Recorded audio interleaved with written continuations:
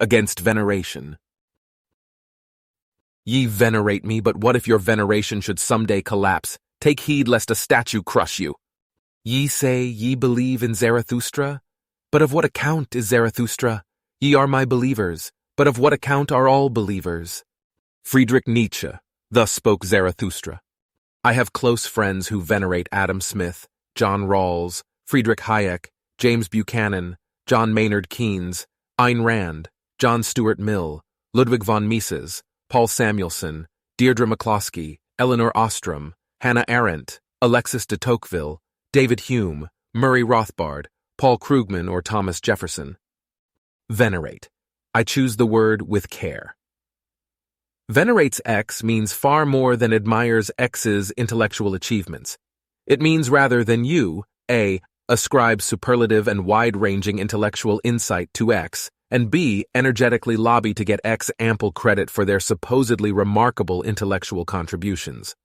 Thus, people who venerate Hayek don't merely say, Hayek made several fruitful points. People who venerate Hayek maintain that Hayek's work is packed with wisdom and persistently advertise Hayek's genius to the world. This veneration of the great names mystifies me on two levels. First, the standard idols just seem overrated. I've read everyone on the preceding list. When I was a teenager, I venerated a few of them myself. The more I learned, however, the less impressive even my favorites seemed. At this point in my life, not a one fills me with awe. Sure, they're all smart. Sure, they all made interesting observations. But once you set aside the halo effect, each and every one is, in his own way, a massive letdown. How so? Some of the great names are comically dogmatic. Others make frequent glaring logical errors. Some love hyperbole. Others mask banalities in pompous academic prose. Some were great for their time. Others have been overrated from the get-go. Some simply lived before events and discoveries that seriously discredit their life's work. Others manage to be equally oblivious despite an epistemically advantageous birth year.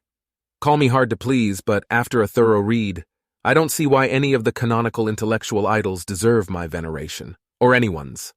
Second, lobbying on the idol's behalf seems overrated as well. Suppose I'm wrong about one of the great names. Maybe Adam Smith really is the cat's meow. I still have to ask, what's the point of loudly and repeatedly declaring his awesomeness? I can understand why you would want to publicize Smith's great arguments. Great arguments are what takes rational minds from error to truth. But habitually talking about the man himself seems like a colossal distraction.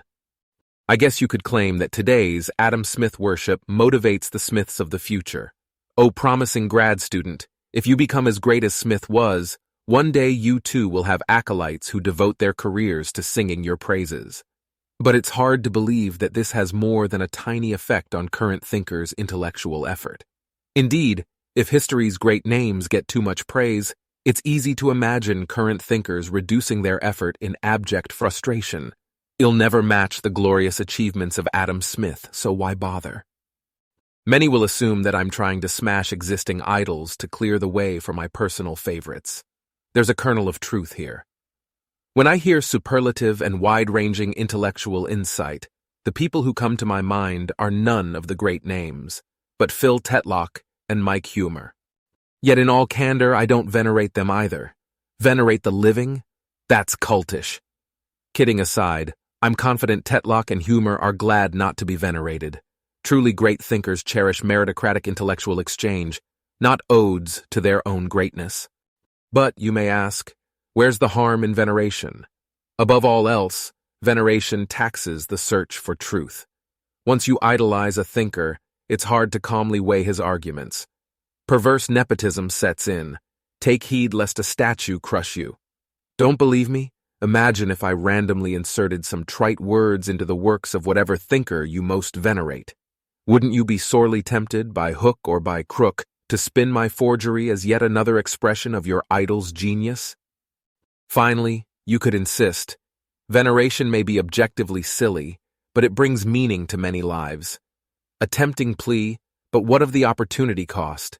We could take the brain power we squander on mortal thinkers and spend it instead on immortal arguments. Just picture it. We don't have to settle for meaning alone.